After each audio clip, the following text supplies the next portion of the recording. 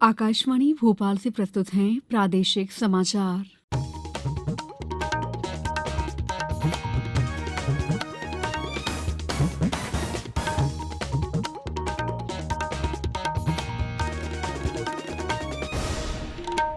नमस्कार, समाचारों के साथ मैं दीपा सिंह। सबसे पहले मुख्य समाचार। प्रदेश की 67वें स्थापना दिवस के मौके पर आज आयोजित किए जा रहे हैं विभिन्न कार्यक्रम। राज्य में लाडली लक्ष्मी योजना 2.0 के तहत बालिकाओं को उच्च शिक्षा के लिए प्रोत्साहन राशि का वितरण कल।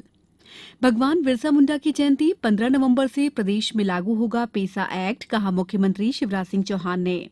और भारतीय रिजर्व बैंक ने आज थोक बिक्री क्षेत्र में डिजिटल रुपए की पायलट परियोजना शुरू की। अब समाचार विस्तार से। प्रदेश की 67वें स्थापना दिवस के मौके पर आज विभिन्न कार्यक्रम आयोजित किए जा रहे हैं। मुख्य कार्यक्रम भोपाल के लाल परेड मैदान पर हो रहा है। इसमें सुप्रसिद्ध संगीतकारों शंकर एहसान लॉय द्वारा बैंड प्रस्तुति दी जा रही है। वहीं जानी मानी कोरियोग्राफर मैत्रेय पहाड़ी का साथी कलाकारों के साथ नृत्य नाटिका शिव महात्मा का प्रस्तुतिकरण भी होगा।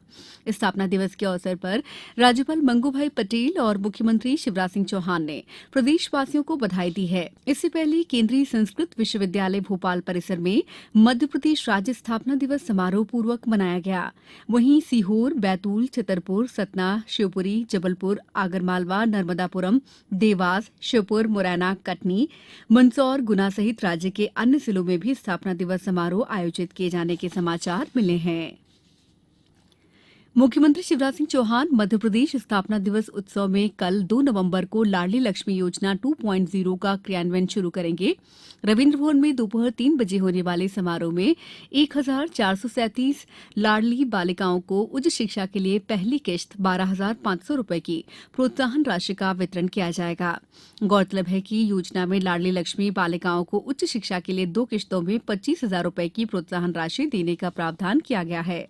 इसी दिन मुख्यमंत्री लाडली लक्ष्मी पथ और लाडली लक्ष्मी वाटिका का लोकार्पण भी करेंगे। मध्यप्रदेश स्थापना दिवस आयोजन श्रृंखला में 2 नवंबर को पूरे प्रदेश में लाडली लक्ष्मी वाटिका और लाडली लक्ष्मी पथ का लोकार्पण भी होगा। भोपाल में हो रहे राज्य स्तरीय कार्यक्रम में मुख्यमंत्री श्री चौहान सुबह 10:30 बजे स्मार्ट सिटी पार्क में लाडली लक्ष्मी वाटिका का लोकार्पण करेंगे। प्रदेश में लाडली लक्ष्मी वाटिका को थीम बेस्ड वाटिका के रूप में विकसित किया जा रहा है। इस वाटिका का उपयोग लाडली बालिकाओं के जन्मोत्सव या उनसे संबंधित अन्य कार्यक्रमों में भी किया जा सकेगा। राज्य में प्रधानमंत्री आवास योजना शहरी के बीएलसी घटक में स्वीकृत 107 आवास के लिए 1 करोड़ 7 लाख रुपए की राशि हितग्राहियों के खाते में अंतरित करने की स्वीकृति दी गई है।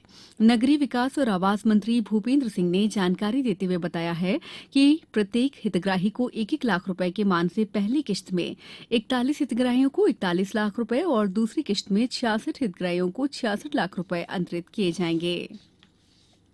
शहडोल जिले में राष्ट्रीय ग्रामीण आजीविका मिशन महिलाओं को आत्मनिर्भर बनाने में महत्वपूर्ण भूमिका निभा रहा है। इससे जुड़े स्व सहायता समूह की सैकड़ों महिलाएं आज अपने अपने रोजगार में लगी हुई हैं और अपने परिवार को आर्थिक रूप से मजबूत बना रही हैं। एक अभिनव पहल के तहत स्व सहायता समूह की महिलाओं को कैफे खोलने में मदद की जा रही है। ऐसे सभी शासकीय परिसरों में दीदी कैफे खोले जा रहे हैं जहां लोगों की आवाजाही अधिक है। इन कैफेज में चाय नाश्ता के अलावा भोजन भी मिलेगा। समाचारों में वक्त है ब्रेक का। ये समाचार आप आकाशवाणी भोपाल से सुन रहे हैं। हमारे समाचारों को अब आप कभी भी और कहीं भी अपनी सुविधा के अनुसार सुन सकते हैं। ये समाचार बुलेटिन YouTube, ट्विटर और फेसबुक पर AIR न्यूज भोपाल पेज पर सुने जा सकते हैं। इसके अलावा आप हमारी वेबसाइट newsonair.nic.in पर या फिर AIR न्यूज ऐप पर भी समाचार सुन सकते हैं। ब्रेक के बाद समाचारों में आपका एक बार फिर स्वागत है। मुख्यमंत्री शिवराज सिंह चौहान ने कहा है कि प्रधानमंत्री नरेंद्र मोदी द्वारा भगवान बिरसा मुंडा की जयंती 15 नवंबर को जनजातीय गौरव दिवस के रूप में मनाने का निर्णय लिया गया है। इस अवसर पर मध्यप्रदेश जनजातीय भाई बहनों के कल्याण के लिए पेसा एक्ट लागू करने जा रहा है। जनजातीय भाई बहन स्वाभिमान के साथ जिएं, इसके लिए अनेक विकास गतिविधियां और कल्याणकारी योजनाएं चलाई जा रही हैं। मुख्यमंत्री श्री चौहान राजस्थान के बांसवाड़ा स्थित मानगढ़ हिल पर प्रधानमंत्री श्री नरेंद्र मोदी के मुख्य आतिथ्य में आयोजित मानगढ़ धाम की गौरव गाथा कार्यक्रम को संबोधित कर रहे थे। उन्होंने कहा है कि नायकों के बलिदान स्थल पर स्मारक बनाने का निर्णय शहीदों के प्रति वास्तविक श्रद्धांजलि है। मुख्यमंत्री ने कहा है कि मध्य प्रदेश की धरती पर भी भीमा नायक, टंटिया मामा, रघुनाथ शाह, शंकर शाह जैसे जनजातीय नायकों की स्मृति में स्मारक बनाने का कार्य किया गया है। भारतीय रिजर्व बैंक ने आज थोक बिक्री क्षेत्र में डिजिटल रुपए की पायलट परियोजना शुरू की है। रिजर्व बैंक ने एक प्रेस विज्ञप्ति में कहा है कि डिजिटल रुपया सरकारी प्रतिभूतियों में द्वितीयक बाजार लेन देन निपटाने के लिए इस्तेमाल किया जाएगा। आरबीआई को आशा है कि ई रुपया अंतर बैंक बाजार को और कार्यकुशल बनाएगा। इससे लेन देन लागत में कमी आएगी। रिजर्व बैंक ने बताया है कि इस पायलट परियोजना के नतीजों के आधार पर अन्य थोक लेन देन और सीमा पार भुगतान की प्रणाली तैयार की जाएगी। रिजर्व बैंक ने 9 बैंकों भारतीय state bank, bank of Baroda, union bank of India, HDFC, ICICI, Kotak Mahindra, yes bank, IDFC first bank और एचएसबीसी बैंक को इस पायलट परियोजना में भागीदारी के लिए चिन्हित किया है। खुदरा क्षेत्र में डिजिटल रुपए के इस्तेमाल की परियोजना चयनित स्थलों पर 1 महीने के भीतर शुरू की जाएगी। मुख्यमंत्री शिवराज सिंह चौहान 3 नवंबर को रविन्द्र भवन में आयोजित समारोह में व्यवसायियों को सम्मानित करेंगे। राज्य शासन ने प्रदेश में जीएसटी कानून के अंतर्गत सर्वाधिक कर जमा करने वाले व्यवसायियों को सम्मानित करने की अनूठी पहल शुरू की है। इसमें वर्ष 2020-21 और 21-22 में सबसे ज्यादा कर जमा करने वाले व्यवसायियों को भामाशाह पुरस्कार से सम्मानित किया जाएगा। गौरतलब है कि भामाशाह पुरस्कार की स्थापना का उद्देश्य मध्य प्रदेश में माल और सेवा कर अधिनियम के प्रावधानों में करदाताओं द्वारा जमा राज्य जीएसटी की राशि और आईजीएसटी सेटलमेंट से राज्य को प्राप्त कर राशि के आधार पर सर्वाधिक कर राशि जमा करने वाले सप्लायर को प्रोत्साहित करना है।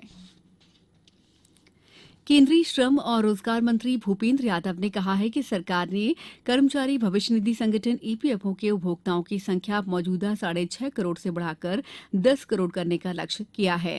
उन्होंने कहा है कि हालांकि अटल पेंशन योजना और प्रधानमंत्री जीवन ज्योति बीमा योजना जैसे विभिन्न पेंशन कार्यक्रम लागू किए जा रहे हैं और ईपीएफओ इन सभी योजनाओं पर विशेष ध्यान दे रहा है। उन्होंने नई दिल्ली में ईपीएफओ के 70वें स्थापना दिवस के अवसर पर कहा कि कारखानों में काम कर रहे सभी गरीब कामगारों की पेंशन सुनिश्चित करना ईपीएफओ अधिकारियों की जिम्मेदारी है। श्री यादव ने कहा कि देश की सामाजिक सुरक्षा नेट का विस्तार करना सरकार का उद्देश्य है। प्रदेश में विद्युत मंत्रालय की रीवैम्प्ड वितरण क्षेत्र सुधार योजना में पहले चरण में अगले वर्ष दिसंबर तक 38 लाख स्मार्ट मीटर लगाने का लक्ष्य है।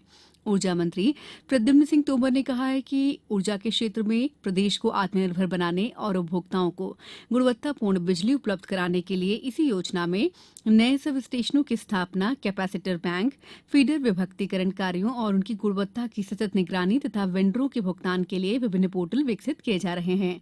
साथ ही ट्रांसफार्मर, मीटर, केबल के लिए इन हाउस परीक्षण प्रयोगशालाओं की स्थापना की जा रही है। अब कुछ समाचार संक्षेप में। सीहोर जिले में जिला उपभोक्ता लोक अदालत का आयोजन आगामी 12 नवंबर को होगा। भारतीय रिजर्व बैंक द्वारा आज से 30 नवंबर तक राष्ट्रव्यापी वित्तीय साक्षरता और समावेशन कार्यक्रम आयोजित किया जा रहा है। इसके तहत आगर मालवा और देवास जिलों में भी बैंकिंग प्रणाली को लेकर लोगों को जागरूक किया जाएगा। धार जिला पंचायत में आज आयोजित जनसुनवाई में कलेक्टर ने आवेदकों की समस्याओं के निराकरण के निर्देश दिए। आईसीसी 2020 विश्व कप क्रिकेट में कल एडिलेड में भारत का मुकाबला बांग्लादेश से होगा। इस बुलेटिन में इतना ही। दीजिए इजाजत। नमस्कार।